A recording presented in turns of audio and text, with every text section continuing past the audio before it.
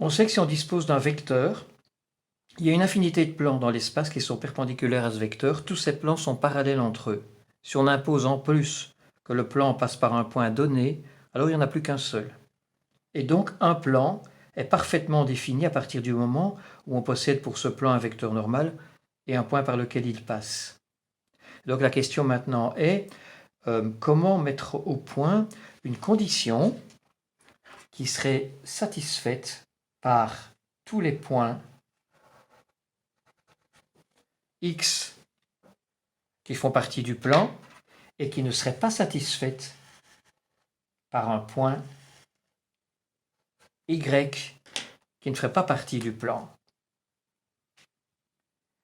Et la condition, pour la mettre au point, eh bien, nécessite de construire ou de s'intéresser en tout cas au vecteur. Un vecteur qui a comme extrémité le point A et le point X, et un autre vecteur qui a comme extrémité le point A et le point Y. Et on constate que si X fait partie du plan, le vecteur AX est perpendiculaire au vecteur N. Et que si Y ne fait pas partie du plan, le vecteur AY n'est pas perpendiculaire au vecteur n. Et le fait que le vecteur ax soit perpendiculaire au vecteur n, ça se traduit par le fait que le produit scalaire entre le vecteur ax et le vecteur n vaut 0, tandis qu'ici pour y, le produit scalaire de ay et de n serait non nul. Et ça fonctionne dans l'autre sens évidemment. Si x est l'extrémité d'un vecteur qui a son origine en A, si ce vecteur est perpendiculaire au vecteur n, eh bien, le point X fait partie du plan. Et on vient de mettre en lumière ce qu'on appelle une équation vectorielle du plan alpha, basée donc sur un vecteur normal et un point.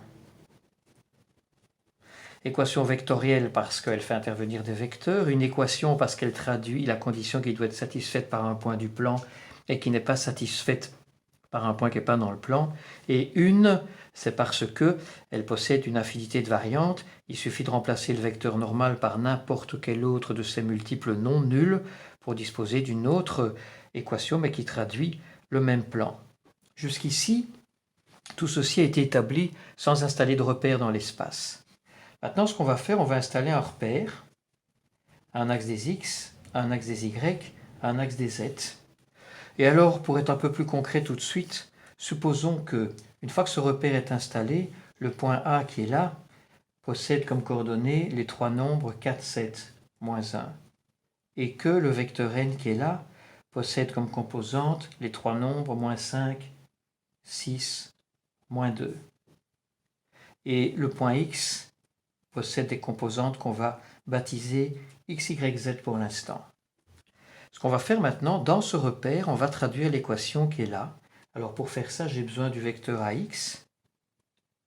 Le vecteur AX, c'est un vecteur qui a comme composante extrémité moins origine, x moins 4, y moins 7, z moins, et je vais laisser le moins 1 comme ça pour voir un petit peu comment tous ces 6 nombres ici se propagent dans les calculs. Et donc le fait d'écrire que le produit scalaire du vecteur AX et du vecteur n vaut 0, ça revient à écrire, alors le produit scalaire de deux vecteurs, c'est un nombre qu'on obtient en multipliant les premières composantes entre elles, les deuxièmes composantes entre elles, les troisièmes composantes entre elles, c'est ce qu'on va faire. Donc la première composante de n fois la première composante de ax, et puis on additionne les trois résultats intermédiaires, plus 6 fois y-7, plus, je vais laisser ça sous cette forme-là pour qu'on voit comment ça se propage dans les calculs, et j'ai ici z moins 1. Le tout égale 0. Alors je distribue, et je veux obtenir le terme en x qui a comme coefficient moins 5, le terme en y qui a comme coefficient 6, le terme en z qui a comme coefficient moins 2. Et ensuite, le moins qui est ici, le moins qui est là, et le moins qui est là, vont se transformer en plus parce que je vais transférer ces trois nombres de l'autre côté de l'égalité. Ça va me donner moins 5 fois 4, de l'autre côté du égal, moins 5 fois 4, 6 fois 7, plus 6 fois 7, plus moins 2 fois moins 1. Alors on va terminer les calculs. Ça fait 20, plus 6 fois 7, 42, moins 20, plus 6 fois 7, 42, plus 2, ce qui fait 24. 44 moins 20. Et donc le plan alpha aurait comme équation, a comme équation, moins 5x plus 6y moins 2z égale 24.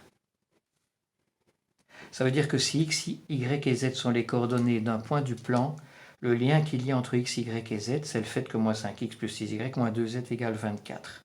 Ce qui est intéressant maintenant, c'est de voir comment sont produits ces quatre nombres à partir des 6 qui sont là.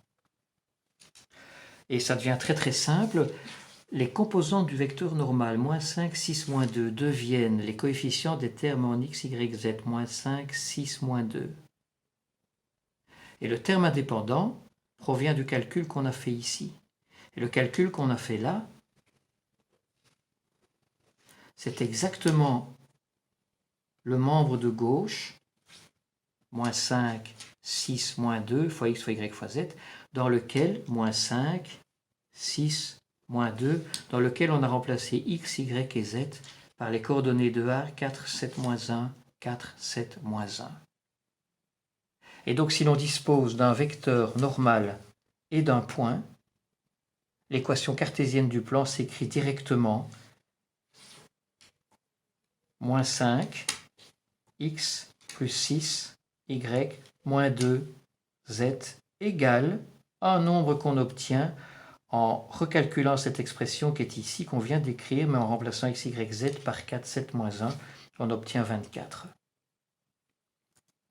Voilà.